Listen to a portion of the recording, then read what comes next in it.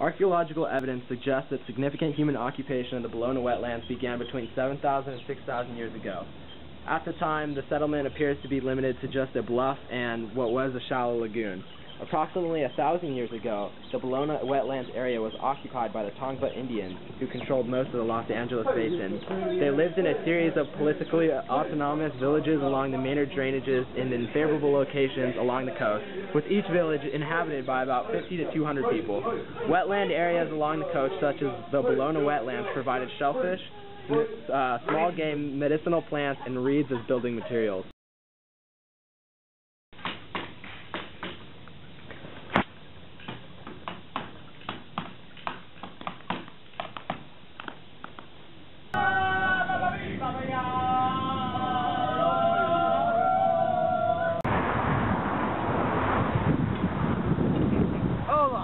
Around 1820, a mestizo rancher named Agustin Machado chose Ballona wetlands to graze his cattle.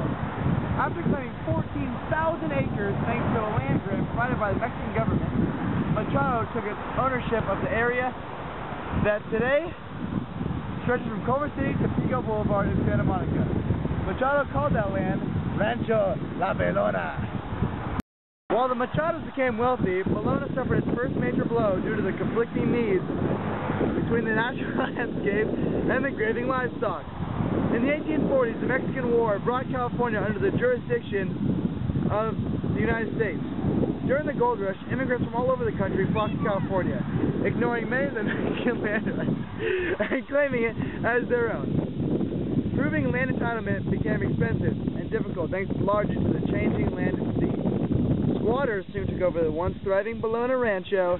During this time, many of these people hunted native Ballona birds for their stylish plumage. After Machado lost his claim to the land, the first signs of industry started appearing in and around Ballona.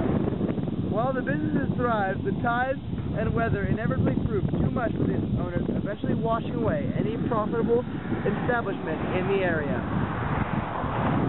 It truly is gorgeous out here.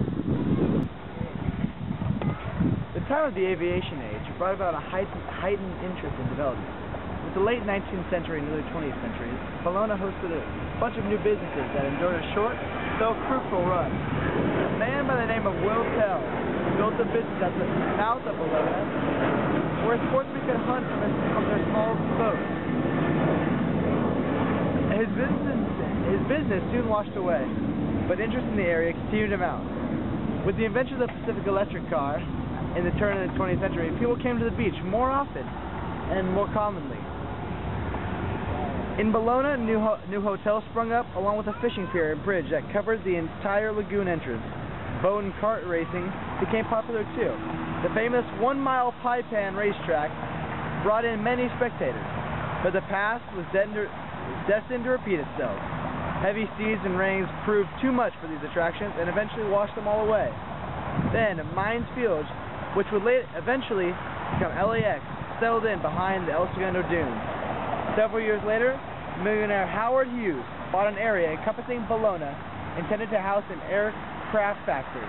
The factory was a little bit east of Lincoln Boulevard, leaving space for the Ballona wetlands to give liftoff.